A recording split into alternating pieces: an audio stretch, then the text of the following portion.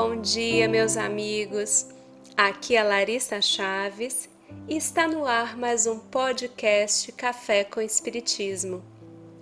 Hoje refletiremos sobre um texto de Ivone Pereira, publicado no livro À Luz do Consolador, com o título Incompreensão.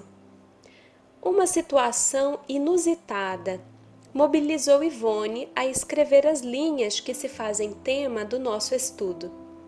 Conforme o relato da própria médium, alguns amigos vieram relatar-lhe que adversários do espiritismo costumavam testar a veracidade da faculdade de alguns médiuns que realizavam seu trabalho de forma pública, pedindo-lhes receituário para pessoas que em verdade não existiam, haviam desencarnado, ou até mesmo para bonecas.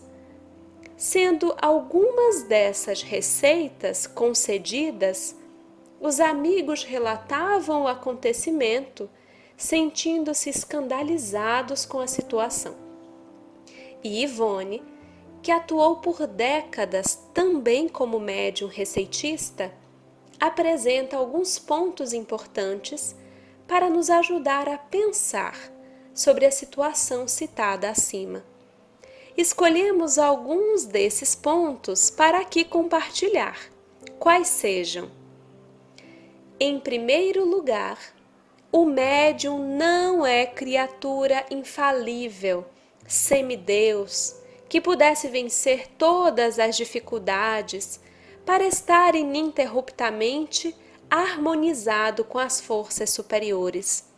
Às vezes, até será bom que certas dificuldades e decepções o surpreendam, a fim de que não advenham a presunção e a vanglória, e ele se esforce sempre por melhorar os próprios atributos e obter possibilidades de intercâmbio mais ou menos permanentes com as esferas iluminadas. Continua Ivone. A mediunidade é intermitente e está longe, por isso mesmo, de o seu brilhantismo ser constante, invariável, mormente tratando-se daqueles médiuns cujos desempenhos se verificam em contato direto com o público. Quem é médium sabe dos sacrifícios necessários à sua faculdade para apresentar ao mundo as provas edificantes da sua feição celeste. Por isso mesmo, não será motivo para escândalo ou desilusão se um ou outro médium deixar de apresentar testemunhos intercambiais verdadeiramente perfeitos com o além. Se nos lembrarmos de que até o local, o ambiente, onde se exerça o mistério augusto, muitas vezes poderá influir nas comunicações recebidas. Em segundo lugar, os indivíduos que se atrevem a uma provocação dessa natureza, ou seja, provar o médium com uma mentira soez, quando já tantas provas os espíritos deram da verdade mediúnica, e desrespeitando a veneração devida ao intercâmbio com o além, faltando ainda com os deveres da caridade e até da boa educação, realmente não são merecedores de receber a verdade e por isso não a recebem. Receberão sim de retorno a inconveniência a que fizeram jus. Cumpre-se então a assertiva de Jesus em Mateus 13, versículos de 10 a 15. A aquele que já tem, mais se lhe dará, e ele terá em abundância, mas a aquele que não tem, mesmo o que tem, se lhe será tirado. A criatura que, levada pelo respeito e pela sinceridade, pela confiança e pela humildade, se dirige aos médiuns a fim de obter uma receita de que realmente necessita ou um consolo para o coração dolorido, receberá bons testemunhos da verdade espírita em todos os ângulos em que a procurou, pois que a eles médiuns auxiliarão com a própria boa vontade.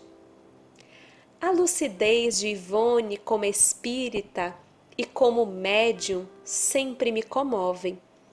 Ela admirava o trabalho de outros médiuns conhecidos ou anônimos e foi amiga de muitos deles, como Chico Xavier, com o qual trabalhou diretamente por alguns anos, e Divaldo Franco, que chamava de filho e buscava orientar e incentivar. Ainda assim, não colocou nenhum deles em um pedestal de infalibilidade. Seu estudo contínuo e profundo de O Livro dos Médiuns não a permitiam tal ilusão sobre os outros ou sobre si mesma.